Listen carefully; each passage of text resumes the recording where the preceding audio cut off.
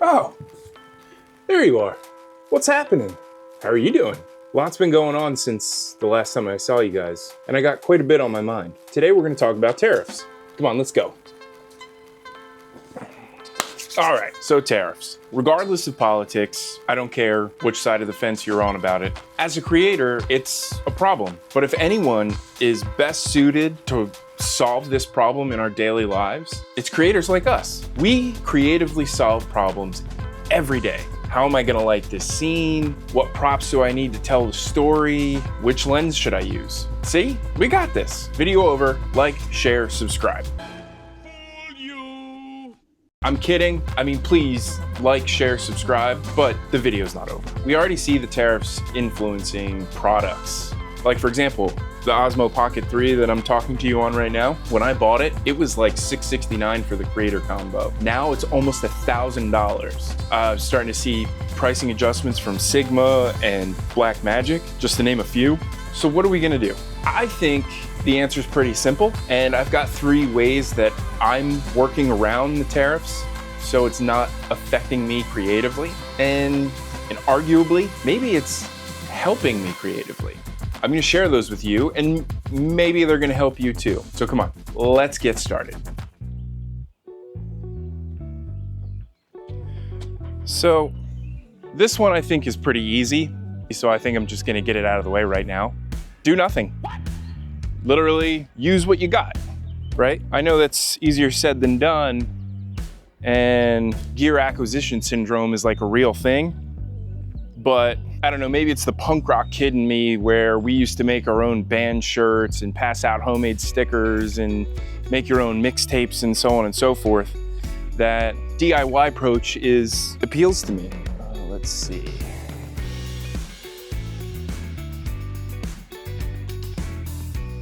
There we have it. It's almost like second nature. I learned from my dad and grandfather to, if you need something, build it, make it. For example, I just went to Home Depot, gathered some parts for just under 60 bucks and built a whole frame that I can put diffusion, bounce, negative fill. Not for nothing, look at Jaws. Sometimes those limitations kind of limit you to be free in your creative choices, you know what I mean? They designed a huge animatronic shark. The shark was broken most of the time. What are all these fuzzies?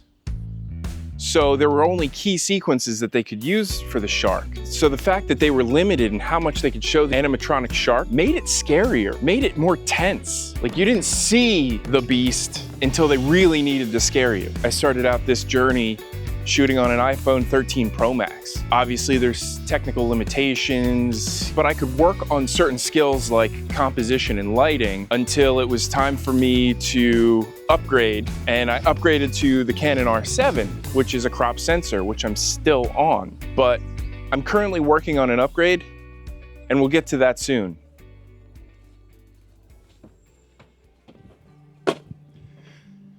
I'm starting to outrun my camera, and I'm running into limitations with the R7, which brings me to my next point, rent.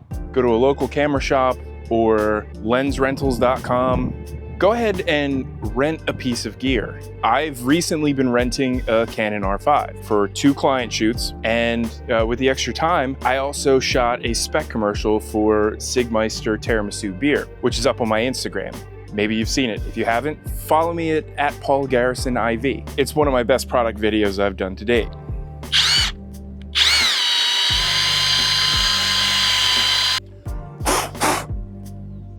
Now, pro tip, I would highly recommend if you're gonna rent a new piece of gear, try to get it a day or 2 ahead of time and try to get familiar with it. So you don't show up to a client shoot not knowing how to run your piece of gear. It's a bad look. Renting gear is also a really awesome way to temporarily try something new out. If maybe you want to switch brands or whatever. Testing the equipment without the commitment. You like that?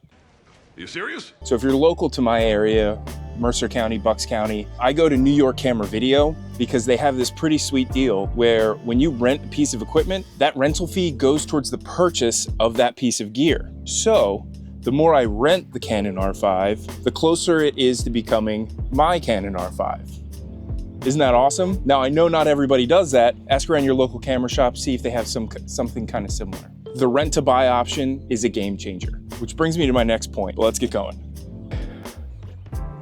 Maybe it was a little obvious, but point number 3, buy used. Almost all of my lenses are used. This 70-200, my 24-70, my 100mm macro, my Helios 442, all used lenses. The only brand new lenses that I own are the Mikey Cinema lens that was dirt cheap on sale when I bought it, and my Sigma 18-35 lens. I purchased a used lens online, but turns out they sold it in the store without taking it off the website. So then they sold me a brand new lens at the used price, which was a stand-up job. Buy used. You can go to adorama.com, B&H Photo, or MPB.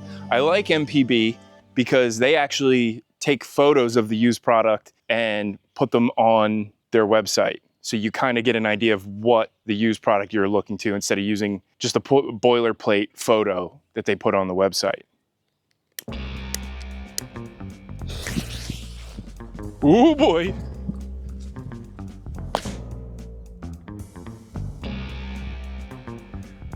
Well, that sucked. Huh.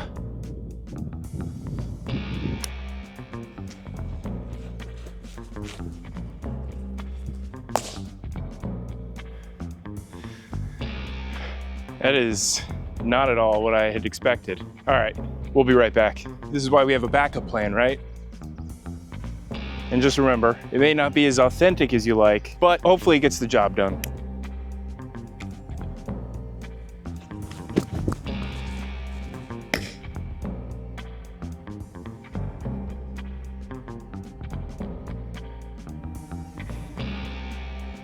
All right.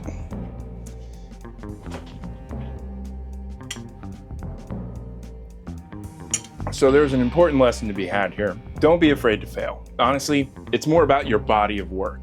Look at all the things that you've done. Just keep creating. That's the moral of the story of all this, is just create. Check this out while I was shooting outside.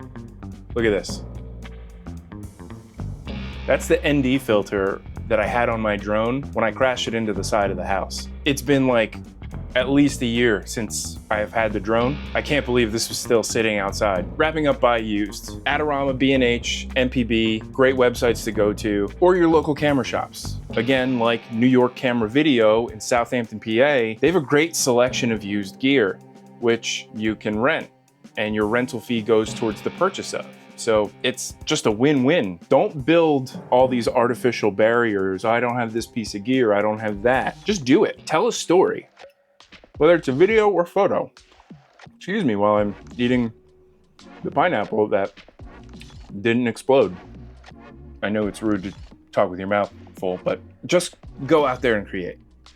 And you may have an idea and you may try to execute the idea and it doesn't quite happen how you want it to, like what we just went through. So now you have to work on that problem. How do I get the pineapple to explode? I'm gonna have to workshop it, and maybe I'm gonna have to pivot. I'm creatively problem solving this whole way through. So stick around so you can finally see me blow up a pineapple. Hit that notify bell. If you've made it this far, you're probably asking yourself, what does that have to do with tariffs? Fair point. I think I got carried away with having the sub-story and I was trying to figure out how to blow up the pineapple that I lost track of the fact that I was talking about how to avoid the tariffs. But I was on the right track. What I think I'm really trying to say in this point is you don't have to buy the newest, the latest, the greatest, and get hit by the tariffs to make great art. You know, you might be able to do it with what you already have. You might be able to get it through rental. If you really need to own it, then you buy it used. Those 3 particular points aren't affected by the tariffs because that money was already spent. That's my point. What I really want to impress upon you is don't not create something because that camera's too expensive, that lens is too expensive. You don't need that piece of gear until it solves a problem for you. That makes sense? For example, old camcorders. A lot of people are creating great content with these right now. It's all stuff that you can get off of eBay or the secondhand market. Don't let things that you can't control affect you creating and making art. Now that that's all wrapped up, thanks so much for watching, especially if you've made it this far. You're a trooper. I appreciate you. Do all the YouTube things. You know what to do. But go out there and make something cool. See you next time.